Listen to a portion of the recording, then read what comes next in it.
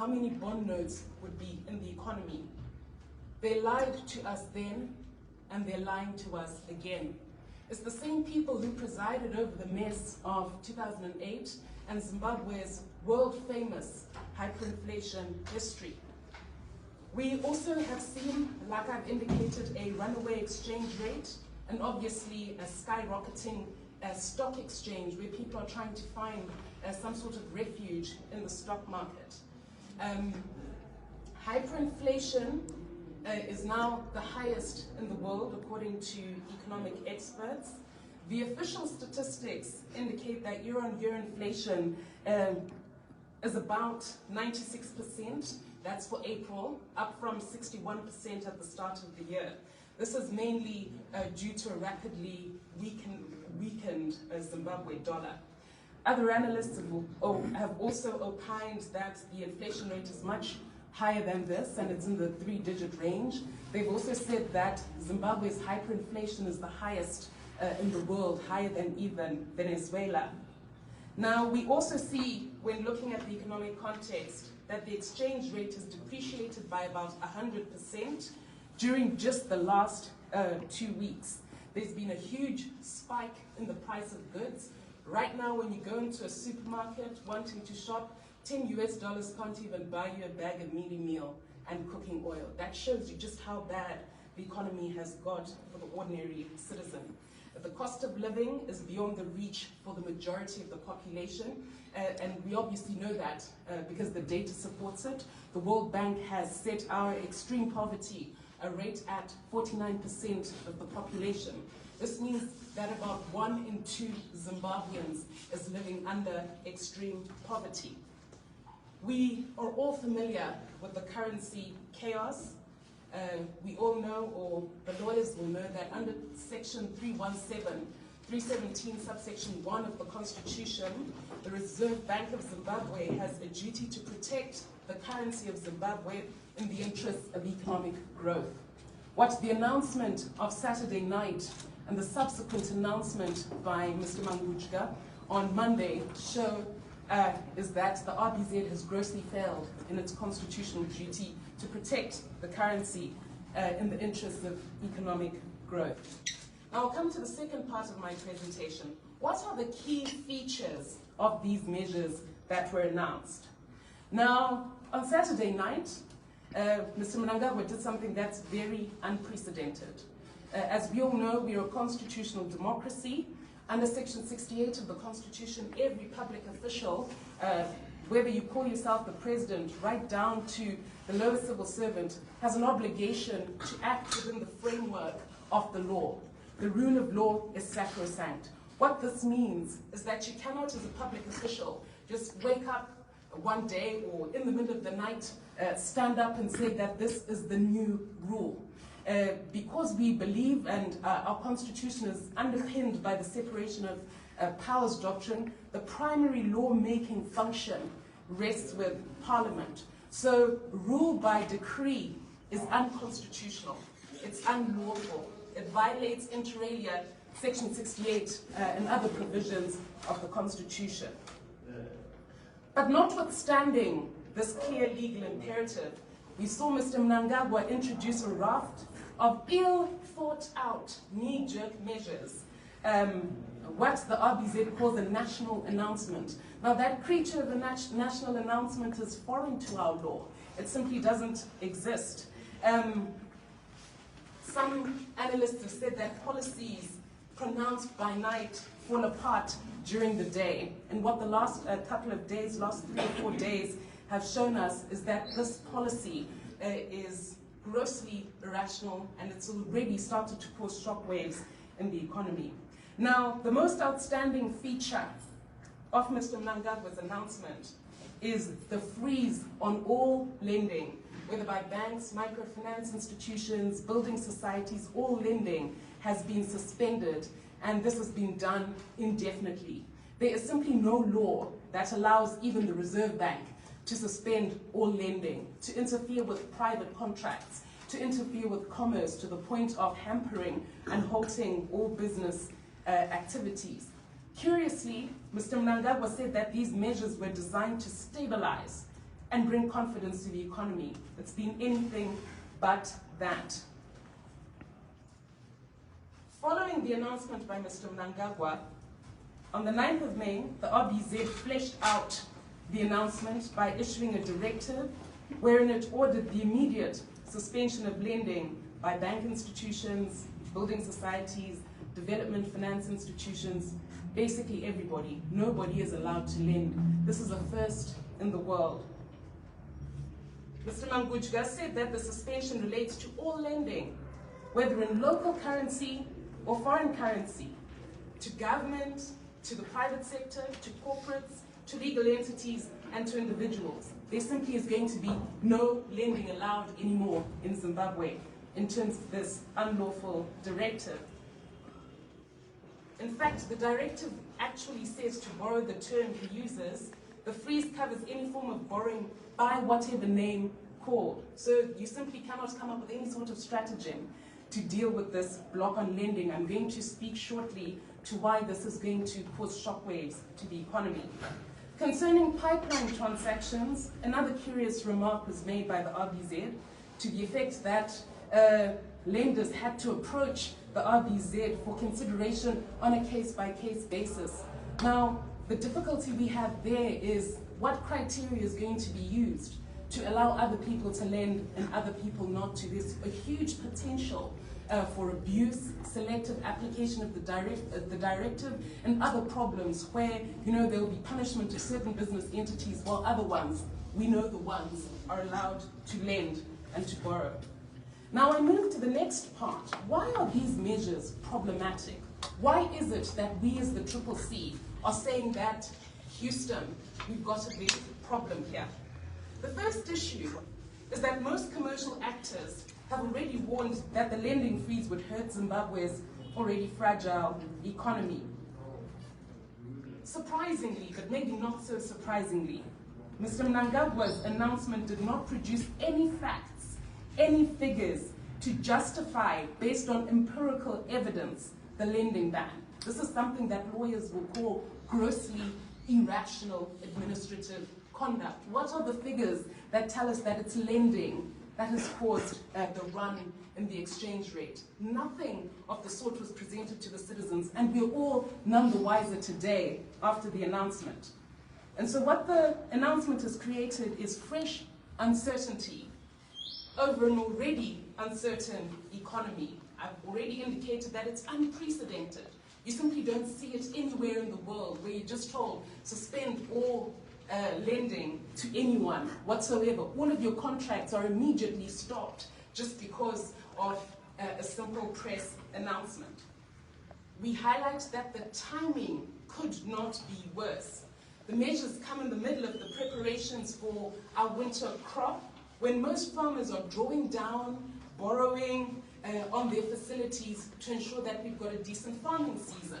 None of that was taken into account when Mr. Mnangagwa issued his unlawful, invalid directive on the 7th of May. It is economically unsound, loaded with political rhetoric, which simply does not match the reality on the ground. And we hasten to say that, when analyzing this unlawful announcement by Mr. Mnangagwa, followed by another unlawful announcement by Mr. Mnangagwa, we must bear in mind the kind of regime we are dealing with. It's a regime that's used to acting outside the confines of the Constitution. It's a regime that's used to acting outside the provisions of the law. It's a regime that does not even know that it's bound by the provisions of Section 3 of the Administrative Justice Act, which oblige it to always give notice before handing down such an adverse policy directive that's going to send shockwaves to everyone. The people, the affected stakeholders, the citizens, the banks, the corporate entities have a right to be consulted as a matter of law before such a measure is undertaken. None of this was done, and it's clear beyond any doubt that Mr. Mnangagwa was acting beyond what is legally permissible. We see that the nation is now bearing the brunt of a problematic forex auction system. The citizens must be angered by this, because when issue was raised against the Forex auction, the fact that it did not stand to reason, it didn't make sense. You know, they called it an auction, but it was not an auction in the true sense. It was over-regulated, bore no relation to the actual value of money. The citizens were called all sorts of names by the regime, and yet now here we are. Their system has completely imploded and failed. We see that, you know, the policy was to subsidize importers up to 50% while printing money. That's the root cause of the run in the rate. A failed auction system is part of the root cause of the run in the rate, not the explanation that's being given by Mr. Mnangagwa, political rhetoric around economic saboteurs. That's simply not borne out by the evidence. Now, what does this mean for investment? Zimbabwe is now riskier, deathly uncertain, and volatile with low returns. This means that it's highly unlikely that we're going to be able to attract big capital to this country. The ZNCC, the National Chamber of Commerce, has already warned that the measures will give rise to a parallel banking system with usurious interest rates. No investor is going to be attracted to an economy where lending can be suspended overnight by an announcement by a person just standing at his desk that he just does not feel like lending should be allowed anymore, not based on data, no notice given, the terms of contracts aren't given any considerations. Businesses rely on borrowing for short-term financing and operational needs. Lending is required to import raw materials, pay salaries, for working capital requirements, and for machinery. It's therefore clear that the suspension of this lending will adversely affect the viability and solvency of companies who, without notice, have been told to unilaterally shrink their working capital base. Now let's look at what the figures say on this particular issue. Productive sector loans constitute almost 76% of total bank lending, meaning that about 70 billion Zimbabwe dollars of credit has been impacted by this unlawful announcement. The measures thus have obvious catastrophic consequences. For some, it will mean they will not be able to make a simple electronic transfer of money until they've extinguished their overdraft facilities. Which company was ever planning or budgeting for such a shock to their system? The measures will also negatively impact on productivity and capacity utilization. No economy can survive without access to working capital. Analysts have also warned that there's a strong likelihood that an underground lending economy will emerge, driven by both greed and sympathy. We all know how the black market operates in Zimbabwe. Zimbabweans are known to always make a plan and to adjust, but the risk continues to get higher and the fundamentals of the economy continue to get weaker, if that is possible. Now, we also see a problem, as I've indicated, with the potential selective application of this announcement. Which entities are going to be allowed to lend? What does the case-by-case requirement actually mean? Who will be given authority? What factors are going to be taken into account? That's the difficulty with implementing a policy like this without reference to any law. The law, as a matter of constitutional principles, has to be certain and positive. People must know what principles bind them before those principles are unleashed on them as a directive or a diktat. Now, coming to the viability of banks, the interest income of banks has now been threatened.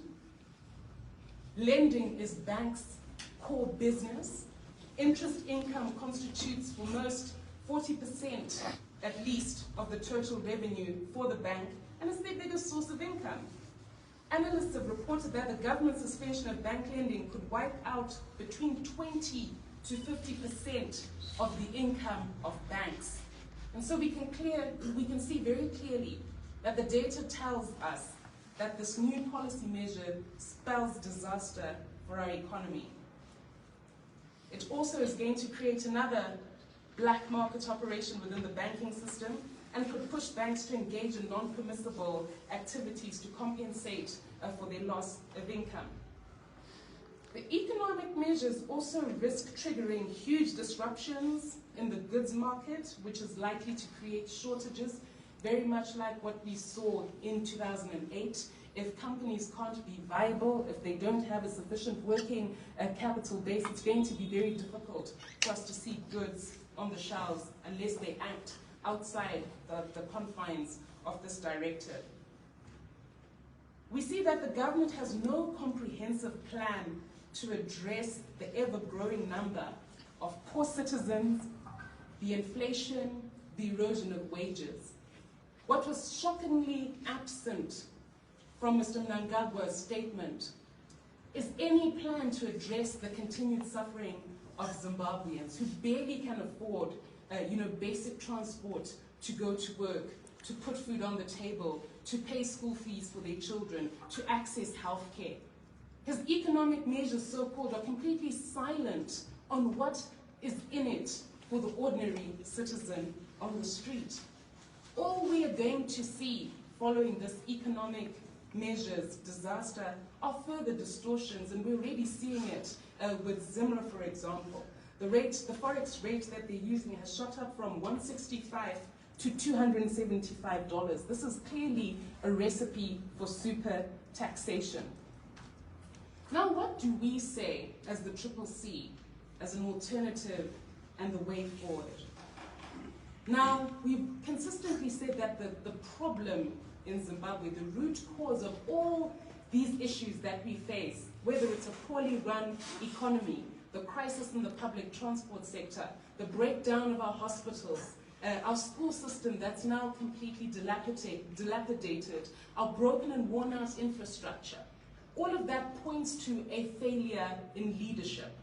So, as a long-term measure, we continue to impress upon the citizens that the only way we can see sustainable change in Zimbabwe that will affect the daily life of Zimbabweans is to ensure that we install ethical leadership in 2023. So on this note, we continue to implore the citizens to do everything necessary to ensure that they're registered to vote, so that we've got leaders who can actively take into account the welfare of the citizens, consult before making policy announcements such as this, and also take into account the suffering of the masses before policies are made. There are a lot of industry questions that have been asked, and we call upon the regime to take these questions seriously.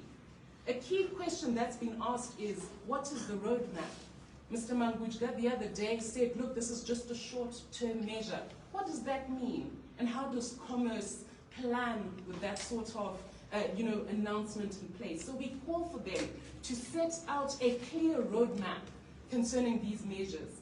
Consult widely. In fact, in the new Zimbabwe, before a measure that's going to affect the entire economy is implemented, there'll be wide consultation of big business, of small business, of workers, of all affected stakeholders, because that's the only way you can ensure that you've got sound policies in place.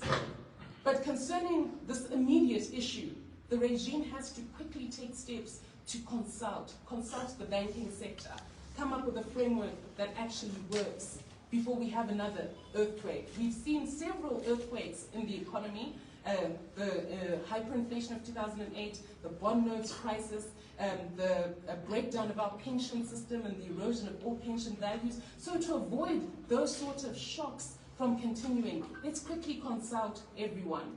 There's a need to ensure that there's a proper legal framework in place for whatever steps are going to be taken to reconcile and restore confidence in the Zimbabwean currency, or to dollarize. President Nelson Chamisa is on record saying that for now, while we build confidence, let's dollarize.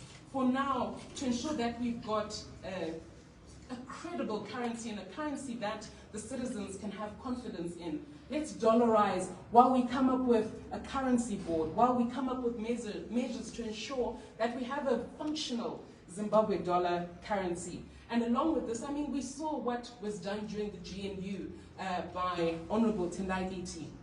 we saw that when you've got a government that's actually sincere about carrying out an economic policy that benefits the many and not the few, you won't have these sort of shocks.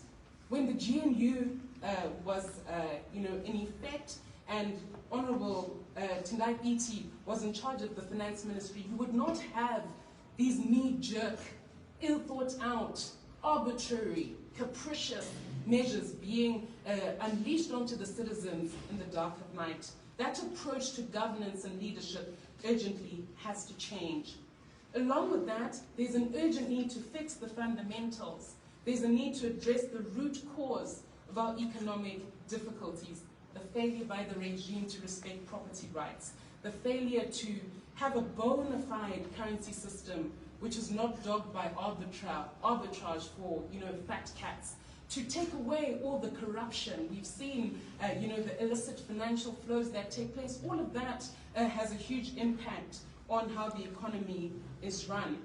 There has to be clarity on all measures around a timeline. What does success look like? And what are the citizens to expect in the future? It's critical that Parliament holds the regime to account, and as the CCC, we all know that Honourable Tendai Biti is leading the Finance Committee in Parliament. Issue is being taken as we speak, even today, during question time with the ministers. Questions are going to be asked concerning the efficacy, legality, propriety of these regulations. So on that note, I just wish to close by saying that what Mr. Mnangagwa demonstrated on the 9th of the 7th of May is that he has no care whatsoever for the welfare of citizens. He is not in touch with the reality of commerce in Zimbabwe. And so we continue to call upon everyone. What we need to solve the entirety of these problems is to ensure that we install a government that serves the people and not just a few. Thank you. I'm going to take a few questions. And then after that question time, we can disperse. Yes, sir.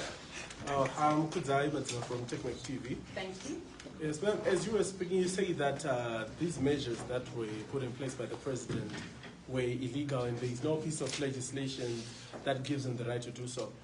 As a party, I wanted to find out from you, ma'am, what are you going to do about it since we have a legal channel that we can follow to ensure that that problem is rectified?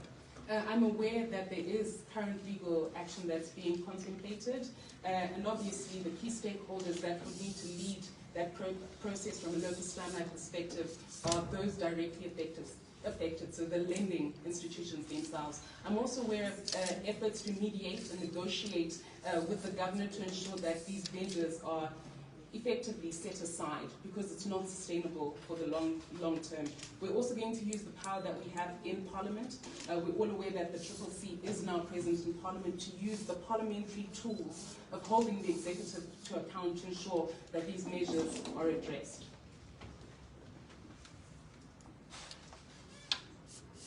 No other questions? Okay, so with that, I'd like to thank you very, very much. We are going to maintain a policy watch on these measures. Please may you stay glued to our channels to see what we're going to be saying, what we're going to be doing, and the continued offering of alternative solutions in as far as these economic measures is concerned. Thank you very much.